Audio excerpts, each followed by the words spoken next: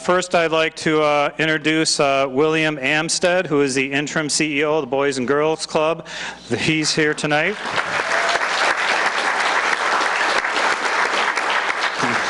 Teresa Aronson, who is the director of the Chamber of Commerce. Linda Bartz, who is the vice mayor of PSL. Michelle Berger, a PSL council member. We have John Baldock, who is our PSL police chief.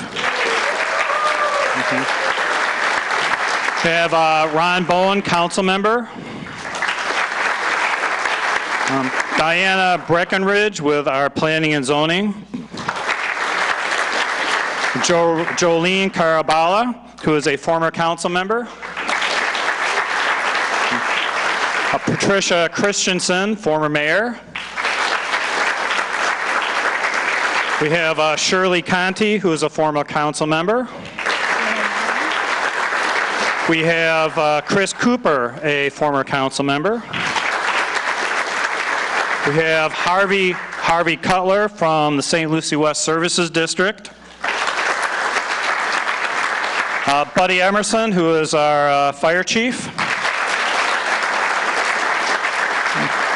We have a special honoree. We have Hugo Gonzalez, a Iraq war veteran and who was wounded in service. Welcome.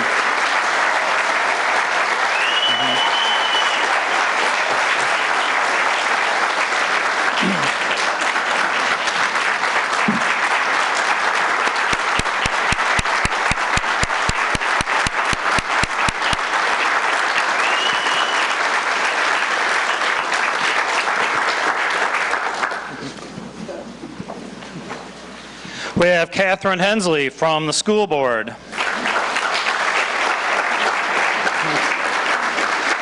Kim Johnson, St. Lucie County Commissioner. We have Jack Kelly, a former vice mayor for Port St. Lucie. We have Shannon Martin, who's councilwoman, PSL. We have Greg Nye from St. Lucie West Services District. Tanya Oravec, the mayor's lovely wife.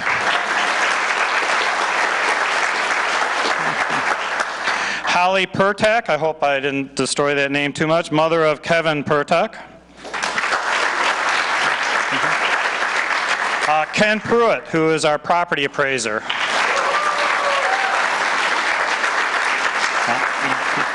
And we have Jane Rowley, former council member, woman about town. We have Pete Tesh, who is our director of our Economic Development Council. We also have Howard Tipton, who is the county administrator, heard him speak today. And we have Paula Lewis, who is the chair of the St. Lucie County Board of Commissioners. Thank you all for attending tonight's session. It's an honor to introduce Mayor Gregory Oravec, who is our present mayor. He's just entering his second year, and one of the wonderful opportunities that a mayor gets to provide is a State of the City address. And so we're here tonight to hear about the state of the city. We're here to hear about what the mayor has to say and what the mayor has to offer, and we're all looking forward very much to his presentation. I just have one note before he comes, and that would be green, you're good. Yellow, you have 30 seconds, and red, the hook comes out.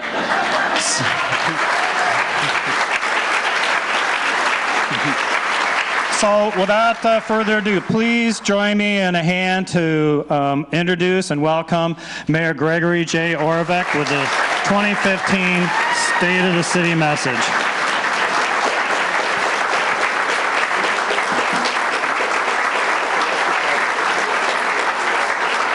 Oh yeah, okay. And as every good mayor, he reminds the city manager when he's forgotten something. And so what we'd like to do is we'd like to start off with the Pledge of Allegiance. So if everybody could stand and join us in the Pledge of Allegiance. I pledge allegiance to the flag of the United States of America and to the republic for which it stands, one nation, under God, indivisible, with liberty and justice for all. And as a very special treat this evening, we have a fourth grader, age 10, Alexis Benting Ganem. I'm sorry if I butchered that name, but she goes to St. Lucie West K through 8. Alexis is a straight A student and has been singing all around Florida since she was the age of 3 years old. Alexis enjoys math and science the most, and she recently ran for student council. Alexis is a type 1 diabetic and is a spokesperson for a waterproof wireless insulin pump which she wears every single day. She has appeared on commercials and advertisements for the pump. Each day she endures multiple insulin checks, and because of what she has dealt with from such a young age, continues to be enthusiastic in finding a cure for diabetes. So Alexis is going to come up and lead us in our national anthem. Thank you very much.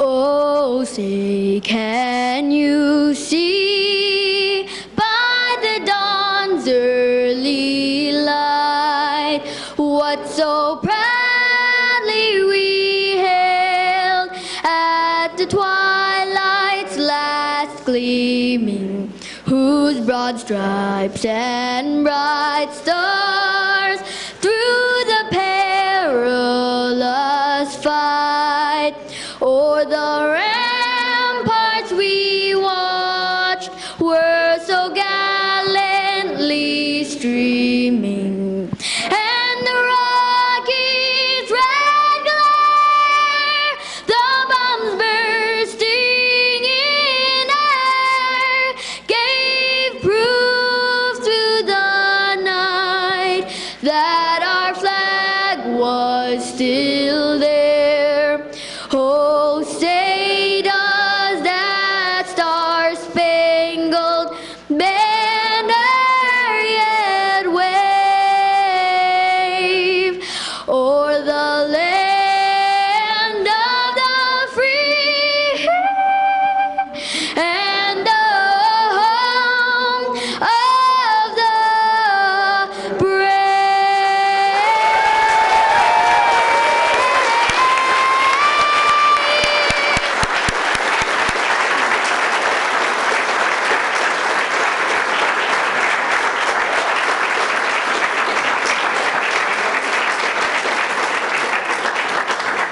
Thank you, Alexis. That was an incredibly awesome performance. We are all blessed by your attendance.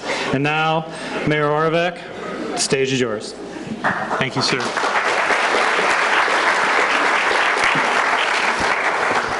Good evening, Vice Mayor, Councilwoman Berger, Councilwoman Martin, our appointed officials, Port St. Lucie. As Mr. Bremer mentioned, this is my first address. Technically, it hasn't been a year yet because I have to do this every year. But I'm new at giving a State of the City address. So first note is never have an elementary school student who is on the student council sing that rendition of the Star Spangled Banner before you go. Is that right? Great job. I think you did even better than the first time I heard you sing that at St. Lucie West K through 8. Is that where we met? Fellow citizens, friends, family. Hey, family. Port St. Lucie, Port St. Lucky's, treasure coasters, distinguished guests.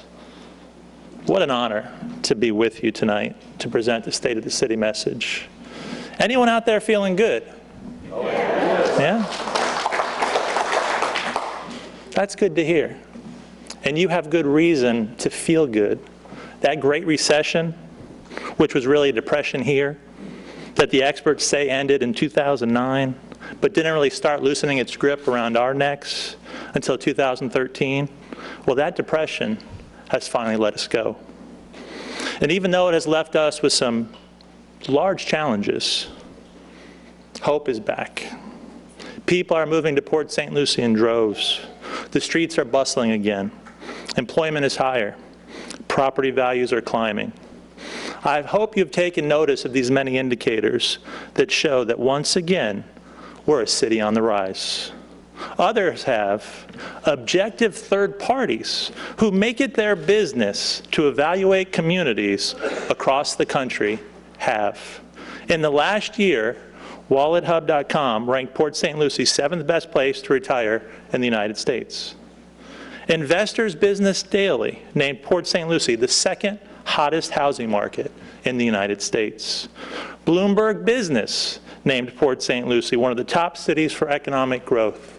Forbes.com named us in the top 10 for job growth. Expedia.com ranked us as the 14th most comfortable place for a hotel stay. I got to admit, that was a surprise. But maybe it has something to do with our partners there at the county and the TDC setting an all-time record for tourism this year. Flipkey named us a top trending vacation rental destination. Another example. And just last week, we learned that 24/7 Wall Street, after studying 550 U.S. cities with a population of 65,000 or more, concluded that we were one of America's 50 best cities to live in, period. Now, being the best at anything in the United States of America is no small feat. Being one of the best places to retire or to live in or for job creation, when every self-aware, striving community in the country is trying to do the very same thing, well, that's something truly special, something to be proud of. And I hope you're proud of your city, your hard-working city employees, your community champions, a lot of you are in this room, your neighbors, and your city council. Can we give your team a big round of applause?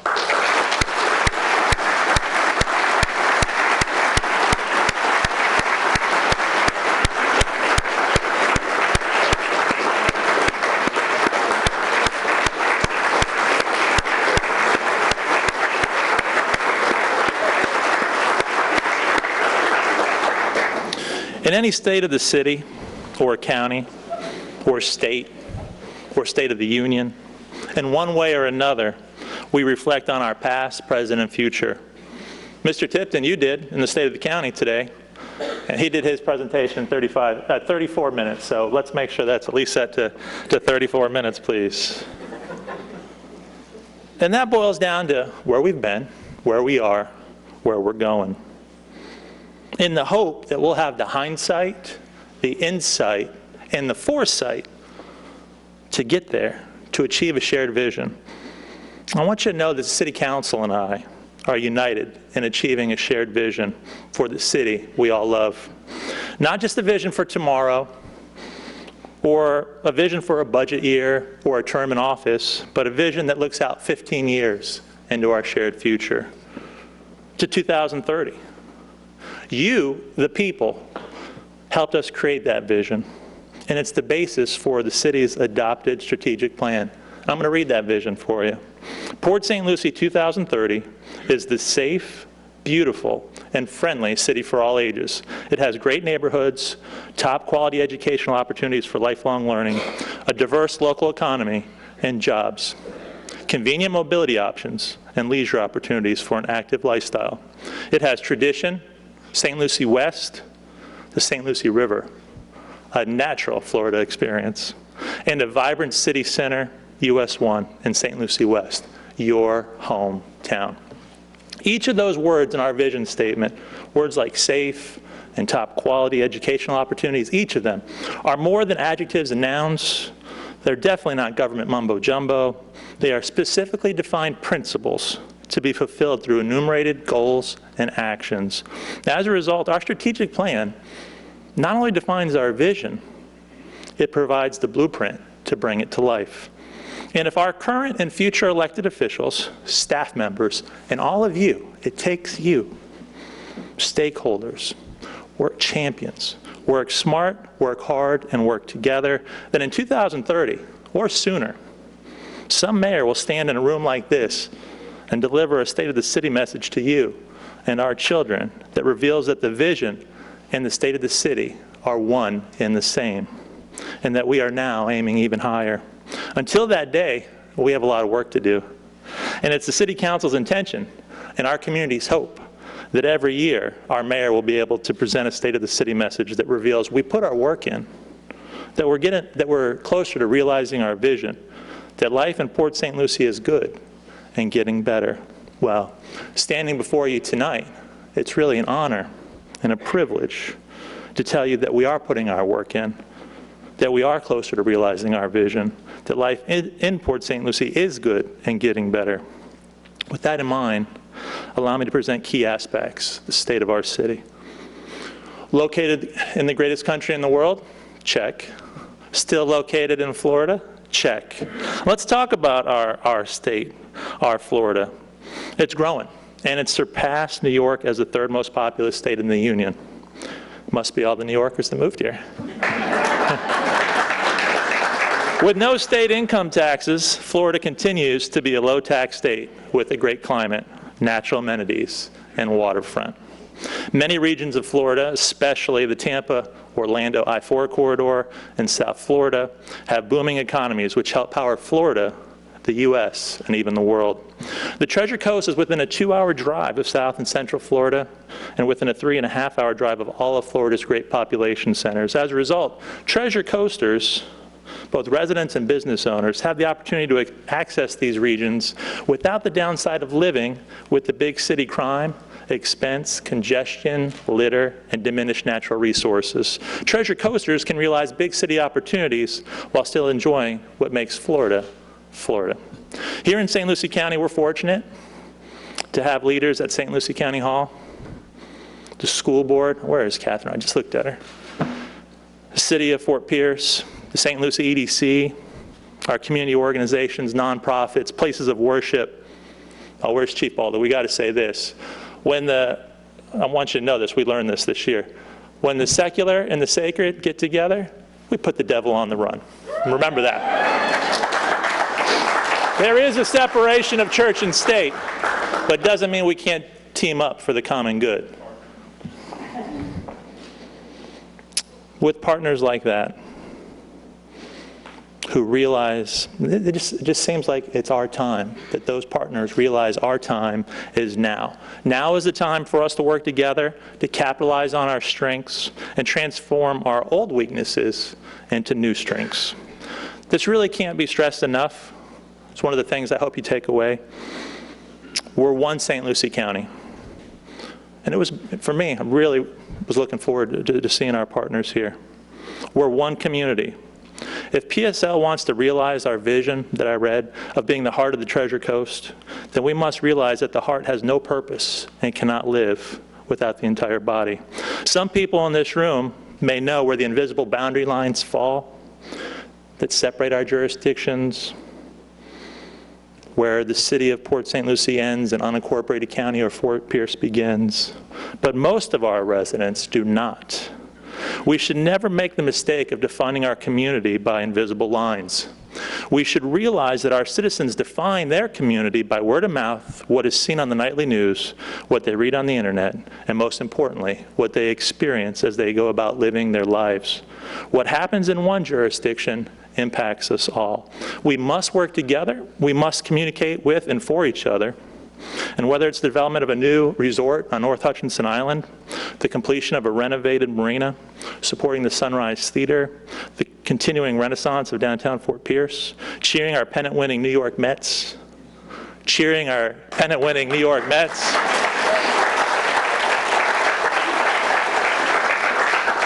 I see you're supposed to let me take a drink here.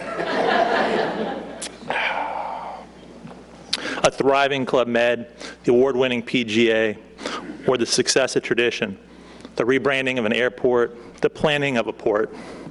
Let us all take ownership and pride because they are shared resources which will impact the trajectory of our shared future. Of course, we should always keep in mind that reality. We should have proper expectations. This doesn't mean that we won't argue at times. I'm going to use Zadowski, because he's not here. That's the price he pays. We're going to sometimes argue over resource allocation, matters of equity, or ways of doing things. But we should strive to carry out those arguments without losing sight of the greater ties that bind us. Commissioner Zadowski and I might fight over the Thanksgiving turkey drumstick or gas tax, whichever the case may be. But we should do so without forgetting that we're part of the same family. Now, within St. Lucie County, of course, is our Port St. Lucie, the 9th most populous city and the 3rd most populous state, the city which constitutes 60% of all St. Lucie County. Wrap your head around that. Mayor and City Council of Port St. Lucie represents 60% of St. Lucie County. Have you ever thought that that same group also represents 30% of the Tri-County Treasure Coast, Indian River, St. Lucie, and Martin County? Within Port St. Lucie, it's 30% of that Treasure Coast. A city which has grown from 73,208 people to 175,000 people in the last 20 years. It's pretty amazing. And let's study the evidence which indicates our state of the city.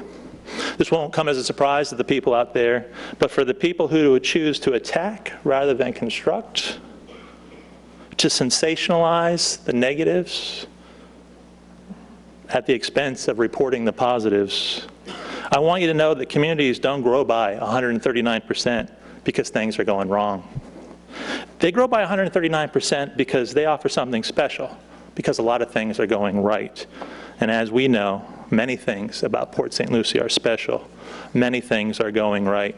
Your city, Port St. Lucie, is the safest large city in Florida. Again, for the 11th time in 13 years, since 2012, when we reallocated our resources to put more officers on the street, crime is down over 41% in our city. Is that worth applauding?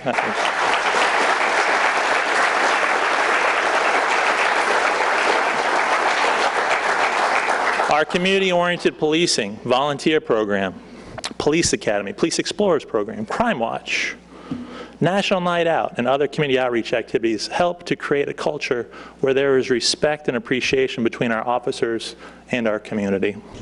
Our safety is a team effort, and this team does not rest on its laurels. Looking at our growing number of businesses and understanding the petty crimes that can occur in growing commercial districts, the police department recently launched Partners Against Crime to increase the personal communication between businesses and our officers. And we're hoping that you'll back the pack. All right, remember that? We want to make sure, additionally, just recently, with all that bustle on the streets, the city reconstituted the traffic enforcement unit to make sure that the behavior on our streets is just as safe and as proper as the safety and low crime in our neighborhoods. We're going to go on. We have state-of-the-art water and wastewater utility, which is planned 100 years into the future. Not only do we have clean water, not only were we on the vanguard of converting septic tanks to the benefit of our river, the lagoon, and economic development, we continue to look for innovative win-wins, like the McCarty Ranch property, which diversifies our water supply beyond underground aquifers, augments our water supply so that we don't run out when we're a city of 400,000 people. And additionally, it creates a park, preserves land on the western edge, promotes ecotourism, and my personal favorite, gives us the ability to keep fresh water and nutrients out of our river and lagoon. It allows us to water farm. It does all of those things at once. I wish I had the time to just run down the checklist of municipal services about our stormwater utility fund that allowed us to carry out the Eastern Watershed Improvement Project, allows us to be a leader in the construction of stormwater treatment areas, which again help the quality and health of the North Fork and the lagoon, to brag about our electric provider, FPL, the most trusted utility in the country, also the utility that's 30% lower than the national average, that we have another rate increase coming in January, but we don't have the time. I wish I had the time to celebrate the excellence of our Keep Port St. Lucie Beautiful program, Adopt a Street, Urban Forestry, Tree City USA programs, how they and volunteer organizations like People Serious About Litter help keep our streets clean, our city beautiful, and our air fresh. We don't have the time for that. But there are even greater priorities that require our attention, like enhancing our mobility. And at the top of that list, has anyone heard of a little project called the Crosstown Bridge? You have heard of that. Who wants to get that built? Anyone out there want to get that thing built? I'm elated to report that our side won the lawsuit, just announced last week. And we look forward not only to that project, but the day we're back on the same side as the Conservation Alliance and Riverkeeper, united in fighting for the river we all hold dear. But until then, the people of the community have clearly spoken, and now a federal judge has spoken. So let's get this bridge built. As a community, we need to be able to drive on it by the end of 2018 or bust. And along with the Crosstown Bridge, we're continuing our mission to find ways to build more sidewalks faster. We built about 8 linear miles of sidewalks last year, and I'm hoping that we can find ways to do more. We have more than 40 parks and preserves with growing recreational opportunities. This year we opened the long-awaited Boat Ramp Park. Has anyone used that? Out in C-24 Canal, and a new community garden at City Center. We also plan the expansion of the Westmoreland property, which we expect to lead to the extension of the Riverwalk Boardwalk all the way past the Botanical Gardens, and a waterfront restaurant in the years ahead. Thanks to some creative staff members and supporting council members, we drew about 5,000 people to our riverfront for the first annual Howland River Boat Parade last month, helping us to reinforce just how important our river is to us. In addition to growing our own vegetables, breathing clean air, walking on new sidewalks, and playing in all those parks, our citizens stay healthy thanks to the access to state-of-the-art and expanding healthcare options provided by St. Lucie Medical Center and Tradition Hospital. Both are expanding with our population. This year, St. Lucie Medical Center opened up a high-tech, standalone emergency room out in the western portion of the city, on Darwin Square. And of course, we can't underestimate or overestimate, we can't miss the impact of Tradition Hospital. That's so special that I want to circle back to it. But we're not done with healthcare, because there is something else important to mention. That's Hands of St. Lucie County, a nonprofit which operates a much-needed community clinic, even in the face of diminished funding due to what happened with the low-income pool at the state. I want you to remember that when it comes to healthcare, we don't turn dying people away from the ER. So we can find a way, the best way, I'm not saying what that best way is, but we can find the best way to pay for preventative maintenance, or we can all keep paying for catastrophic failures. It's our choice. Another special thing about Port St. Lucie, and that one that is intertwined with so many of our strengths, is we are a city of homeowners. We have a homeowner-occupied rate of more than 73%. That is one of the highest rates in the entire country. And our homeowners and prospective residents have diverse housing and neighborhood choices at exceptional value. We have award-winning communities like the active adult neighborhood Vitalia. We have any Vitalians out there? Yeah, there we got some Vitalians, good. We have award-winning communities like Verano. And at the same time, we're making sure that the established neighborhoods of the city keep pace with these newer ones. In the last year, we've had a series of neighborhood planning trips which will result in improvement plans which will guide seven-figure investments in our established neighborhoods. Among all those choices in housing and neighborhoods, one thing remains the same. We get more house and lifestyle for our money in Port St. Lucie. And you know what? Getting more for your money appeals to people of all ages. And it's helped us become the city for all ages, and perhaps even more profoundly, a city for all people. In November's issue of Florida Trend, our PSL was showcased as being the community that best represented the diversity of our state as a whole. Now, where can our diverse population find enlightenment, Board Member Hensley? St. Lucie County Schools and in Indian River State College, of course. Our children in Port St. Lucie are served by 7 A-rated and 9 B-rated schools governed by our St. Lucie County School District. They have the opportunity to go to schools like Lincoln Park Academy, which is in the top 10% of all schools in Florida and recognized nationally by the U.S. News and World Report. Fort Pierce Central High, which is in the top half of all Florida high schools, and the Palm Point Educational Research School, which brings the state's educational best practices to our local classrooms. We have A-rated options like 2 Renaissance charter schools and the newer College Preparatory Academy of the Treasure Coast. Moving beyond our primary and secondary schools, can we say enough good things about Indian River State College? An Aspen Award finalist, a school recognized for providing one of the best values in state college education. We could talk about so much more, but let's highlight the people, our residents, you, our citizens who help make us who we are. This is your government. We're here to serve you. And this year, citizens helped us update the strategic plan. Councilwoman Martin led our celebration of City Government Week with PSL, I'm part of it, I'm proud of it, project. Councilwoman Berger led our effort to reestablish the Citizens Academy, which will launch in January and enable participants to learn the ins and outs of our city government. The City Council strengthened public notice requirements for land use and zoning applications. The Chamber of Commerce, Teresa Aronson, and other professional stakeholders participated in the overhauls of our land development regulations. At our previously mentioned neighborhood planning charrettes, many council members attended, even county commission members attended, but the fixture through it all was Vice Mayor Bartz, and she's been a champion for that project the entire time. Of course, in our digital age, what would our citizen involvement be without an app? Want to report a pothole or a roadkill? There is an app for that. And it's called Access PSL, and it allows you to report issues as you spot them on the streets of Port St. Lucie, even using your phone's GPS to locate them. And you've already met some of our interesting citizens tonight. Well, you met Alexis, our star singer. Let's give her another round of applause.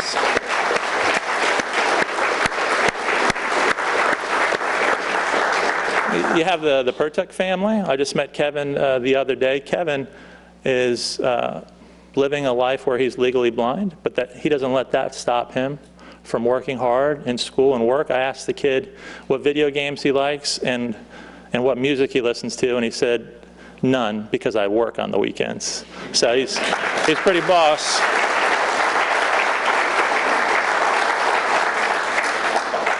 And of course, we have Army Specialist Hugo Gonzalez and his wife, Annie, and his 3 beautiful daughters over there. There are 3 beautiful daughters. As Mr. Bremer mentioned, Specialist Gonzalez was injured in combat in Iraq in 2014. His unit's vehicle was ambushed. It was a Humvee bucket truck, right? It suffered a traumatic brain injury, lost his sight. But what I learned is he has not lost his way. He has come to his new home in Port St. Lucie by way of an amazing collaboration between our Treasure Coast Builders Association and Building Homes for Heroes, a nonprofit organization funded by generous supporters that does exactly what its name says. Can we give Army Specialists another round of applause?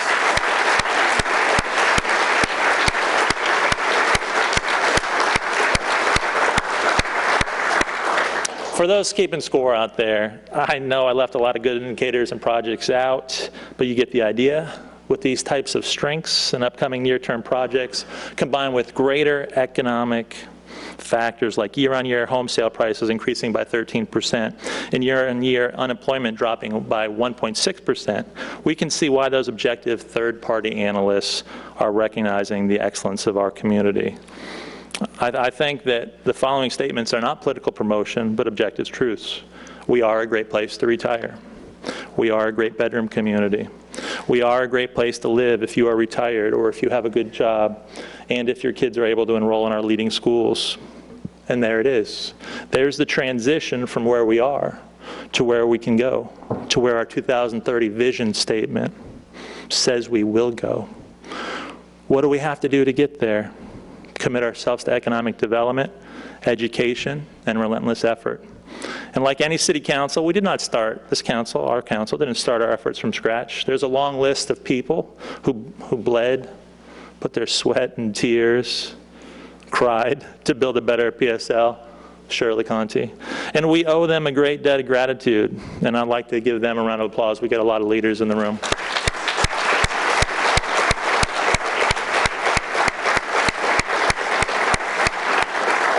As PSL came of age in the 90s and early 2000s, our leaders were devoted to seeing it develop into something more than a bedroom community. They carried out one of the largest water and sewer projects in the country, granted approvals to St. Lucie West, demolished the Village Green Shopping Center for a future downtown, and teamed with state and county leaders to lure biotech and digital animation to Florida. We all know what happened next.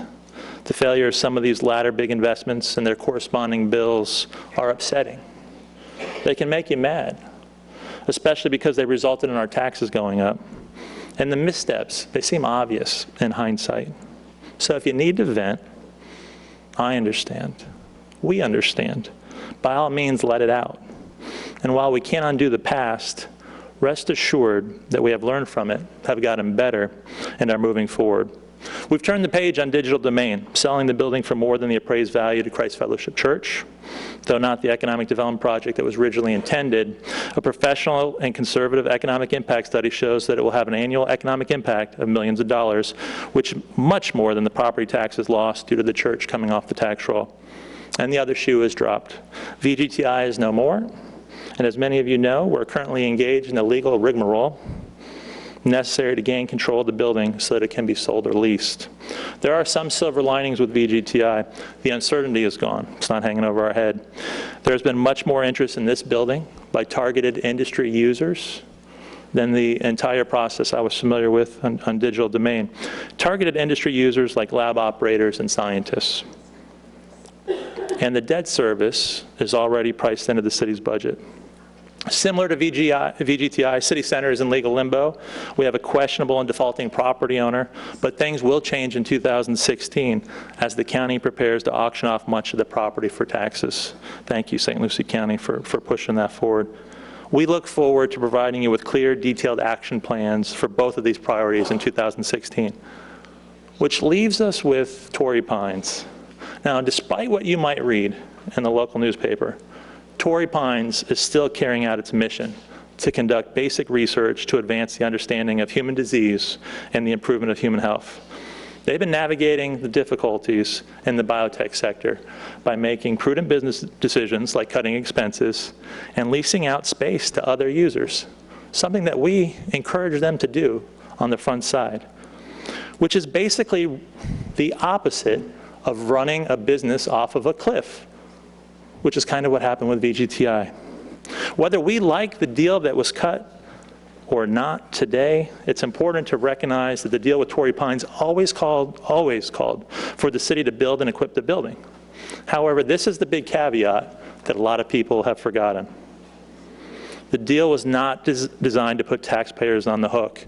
Instead, an economic development impact fee was specifically created to fund that deal. The general fund has only stepped in because of the Depression's impact on the building of single-family homes. As construction continues to rebound, and this is already happening, the impact can be seen. That's all you have to do is open the budget book and look year over year. As that construction continues to rebound, we'll continue to subsidize less and less of the deal.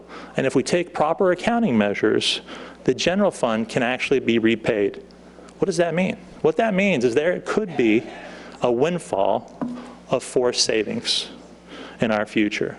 With these facts in mind, let us root and support for Torrey Pines. Now, let's talk about the corresponding change in culture, which has and continues to occur. And I know it's important to have more than political words. So, members of the jury, I submit the following. Earlier this year, the City Council unanimously changed the rules so that covenants to budget and appropriate, the mechanism which left us on the hook for digital domain, VGTI, and part of City Center, can no longer be used for economic development. The city is working on economic development policies, which focus on collaborating with our leaders and all interested stakeholders to improve our workforce development and educational systems, to help grow small and local businesses, and to recruit companies that have a fundamental attraction to our community, not our wallet. The city is developing a toolkit which will not feature CB&As, as I might have already mentioned, and big cash incentives, but low-risk tools such as tax abatement, infrastructure improvements, expedited permitting, and federal and state grants. The days of trying to buy love are over. And that's not just a political soundbite. There's more actions behind that, more examples, case studies. Anyone out there hear of Expert Shutters? Earlier this year, this existing business broke ground on a new facility in the Bayshore Light Industrial District, making a $2.1 million capital investment, starting a 30% expansion of its workforce at a wage equal or better than our current median. Expert Shutters has been a member of our community and a successful business for decades. Through partnership with our county, our EDC, and city, we offered a tax abatement package which will total just over $40,000, not $40 million, $40,000, which facilitated that investment and job growth. While nothing is guaranteed in life, we know that that public investment will have a positive return just because of the building alone, and we expect them to succeed. Anyone here of the QVC closing? Yeah? QVC was a great community partner. They are an example of a successful cooperation between St. Lucie County and the city. Sadly, after years and years of success, they decided to close their doors in 2016 and cutting 800 jobs. Now, they gave us a year's warning, which gives a nimble council and a nimble county and a nimble EDC time to make moves. And it just so happened that we had a company out there called Teleperformance. And they're in the midst of a major expansion, wanted to grow from 600 to 1,200 jobs, but lacking the physical space.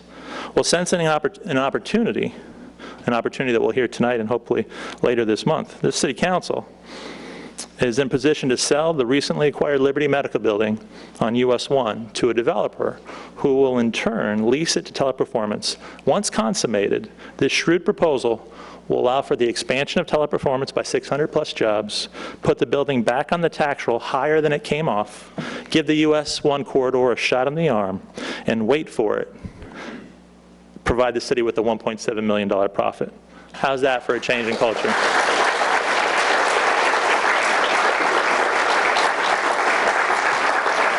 Those 600 new jobs will recoup 75% of the jobs lost from QVC. But there's even more good news in this case study that Mr. Tesh is hopefully working on just very diligently. It's our understanding that the QVC building is currently under contract and could house more than 200 employees.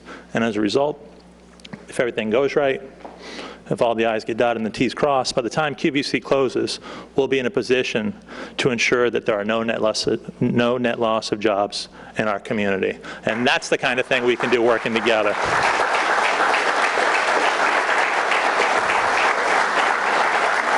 All right, I got to ramp up here. All right, there's one last economic development project that we have to cover. We got to circle back to Tradition Hospital. 3.5 years ago, a long-awaited hospital broke ground. It opened to 100% occupancy. So just 22 months after a ribbon cutting, broken ground on an expansion to double it. That expansion will be complete in 2 years or less. And what does Tradition Hospital's expansion mean to Tradition, PSL, the Treasure Coast? Well, what it means is more than 1,200 jobs at more than $45,000 per year, which is about 30% higher than our current average median wage. Does that make you feel hopeful about our future?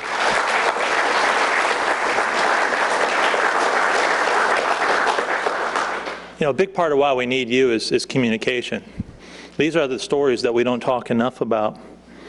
The economic impact of these jobs, just in salary, not in buying power of the hospital, not in spin-off, just the economic impact of the salaries using the factor provided by the United States of America indicates that it'll have an $85 million annual economic impact. It'll pour $85 million into our economy. Now, putting it into perspective, we're very upset that we lost $40 million on digital domain, right? Well, we didn't actually lose 40, so you don't have to feel that bad because we sold the building for 13, so that's net 27. We feel bad about how much we lost. But do we celebrate enough? The Tradition Hospital puts two digital domain buildings into the economy every single year. I don't think we do. These are the ways that we can, should, and will continue to grow our economy. Port St. Lucie, our friends, partners, the state of the city is sound. It's more sound than it has been since the Depression, and we're just scratching the surface of our potential. We are on course to realize our 2030 vision, but in closing, I'd like to push the envelope by playing a little lightning round of what if. And as the manager said, an expert, this is a mayor's prerogative. What if we kept enhancing what we're already doing so well and came up with a plan that lowers taxes and debt over a 5-year period rather than over decades? What if we partnered with St. Lucie County schools to spread excellence from specific schools to an entire system of excellence? What if, to help our St. Lucie County schools, our parents, our communities prosper, thousands of you, our citizens and champions, agreed to be positive role models to children with single parents or no role models through volunteering at Big Brothers Big Sisters, the Boys and Girls Club, or other proven programs? What if we partnered with the county, Fort Pierce, and the TPO to expedite infrastructure projects that connect our highway system to the Treasure Coast Airport, newly renamed Treasure Coast Airport, and the Port of Fort Pierce? What if we partnered with our EDC and all stakeholders to implement the EDC strategic and marketing plans? What if these same stakeholders came together to revive a higher education learning plan that delivers a Treasure Coast State University, even if it takes decades? Can you imagine? Can you imagine if we implemented those what ifs? If we answered what if with, yes, we will? I can. And I know that we can do it. And I know that if we work smart, work hard, and work together on this plan and don't quit, we will not just imagine the results, we will live them. We are lucky to live on the Treasure Coast. We're lucky to live in St. Lucie County. We're lucky to live in Port St. Lucie. May God continue to bless you. May God continue to bless Port St. Lucie. Thank you. Good night.